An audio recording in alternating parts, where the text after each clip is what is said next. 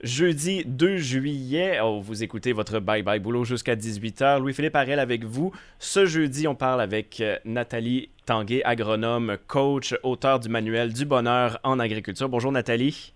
Bonjour Louis-Philippe. La semaine, il y a 2 semaines, on avait parlé de 3 émotions positives, comment les ressentir, comment elles nous affectaient. Cette semaine, on parle de portfolio. Pourquoi faire un portfolio, tout simplement? On va commencer comme ça. Bien, en fait, l'idée du portfolio, ce qui est intéressant à savoir au niveau des émotions positives, c'est que qu'on soit en train de vivre l'émotion dans l'instant présent ou qu'on soit en train de se remémorer une situation où on a vécu l'émotion positive ou bien qu'on soit en train de l'anticiper dans un futur, qu'on va vivre cette émotion-là, bien, ça nous fait vivre les mêmes hormones de bien-être à l'intérieur de nous.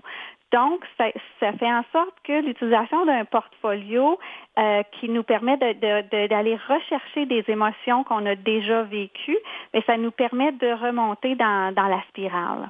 Donc, et on en parlait un peu avant off mic, c'est dans le moment présent, c'est un peu pour s'imprégner de cette émotion-là, mais un peu plus tard aussi, si on y retourne, si on se demande comment ressentir telle ou telle émotion encore, ça nous permet de nous aider aussi avec ça, là. Tout à fait, absolument. Et un portfolio, ça peut prendre plusieurs formes aussi. Ça peut ressembler à quoi? Oui, donc dans le fond, le comment d'un portfolio, ça peut ressembler, ça peut être une boîte, ça peut être une enveloppe, c'est un endroit où est-ce qu'on rassemble des souvenirs, des moments, ça peut être des photos, ça peut être des petits mémos qu'on s'écrit, des petites listes qu'on met dans chacun de ces portfolios-là, donc soit comme je disais une boîte ou une enveloppe qui rassemble des bons moments de chacune des émotions positives. Donc c'est pas juste un journal où on écrit, là, on peut vraiment personnaliser ça selon notre bon vouloir, selon notre personnalité un peu aussi. On peut personnaliser ça, là, vraiment. Absolument. Ça pourrait être un journal ou un journal pourrait être inclus dans notre portfolio de chacune des émotions. Ça pourrait être un collage. Par exemple, on pourrait prendre la fierté puis faire un collage d'images, de moments, de situations qui nous ont fait vivre de la fierté dans le passé. Question utilité. Disons que j'ai écrit dans ce portfolio-là, je fais un suivi là-dessus. Et je veux revenir justement un peu plus haut dans la spirale, comment j'étais avant. Ça a quelle utilité de revenir comme ça dans les émotions d'il y a, par exemple, 2-3 semaines, dépendamment de ce qu'on a vécu?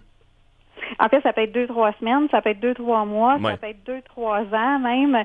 Et vraiment, l'utilité, là, c'est de revivre, de vivre à l'intérieur de nous, de développer à l'intérieur de nous les hormones de bien-être comme si on était en train de vivre le moment.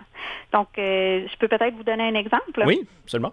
Alors, un exemple, l'amour, c'est une émotion positive. En fait, l'amour, c'est lorsqu'on vit une autre des émotions positives, mais en la partageant aussi en même temps qu'une autre personne. Donc, par exemple, je vis de la fierté, mon enfant vit de la fierté aussi pour le même moment, parce qu'on est en train de vivre, c'est un moment d'amour.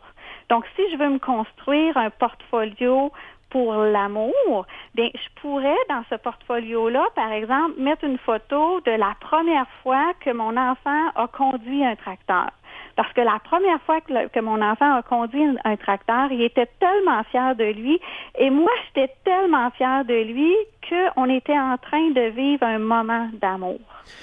Alors, je me fais un portfolio amour, ou est-ce que je mets ce souvenir-là dans ce portfolio-là? Comme je disais, que ce soit une boîte, une enveloppe, ou bien un album photo. Même il y a des albums électroniques maintenant dans nos cellulaires intelligents où on pourrait se construire un portfolio, un album pour l'amour, par exemple.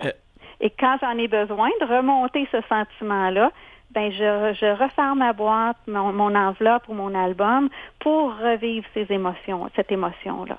Quand vient le temps de se construire un portfolio justement pour telle ou telle émotion, le comment, si on fait une boîte, si on y va par un album électronique par exemple, ce moment-là, est-ce que vous conseillez de juste y aller, prendre la première chose qui est à portée de main, comme par exemple si c'est une boîte, ben, ça sera une boîte, tant pis, ou est-ce qu'on est mieux de planifier justement à quoi va ressembler notre portfolio avant de commencer à le remplir?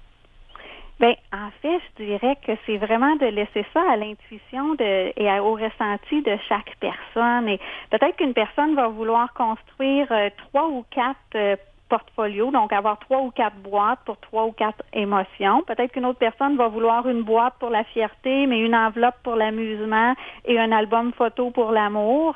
C'est vraiment à la discrétion de chacun. Possiblement que des gens qui sont très artistiques vont en faire peut-être même des scrapbooking. C'est vraiment qu'est-ce qui interpelle chaque personne qui va être le plus utile pour chacune. Donc, un point qui est important pour la remémoration et en même temps suivre les différentes émotions, le développement de certaines émotions à travers le temps. Merci beaucoup, Nathalie Tanguay. Ça me fait plaisir, Louis-Philippe. Nathalie Tanguay, encore une fois, agronome, coach et auteure du manuel du bonheur en agriculture qu'on revoit dans 2 semaines.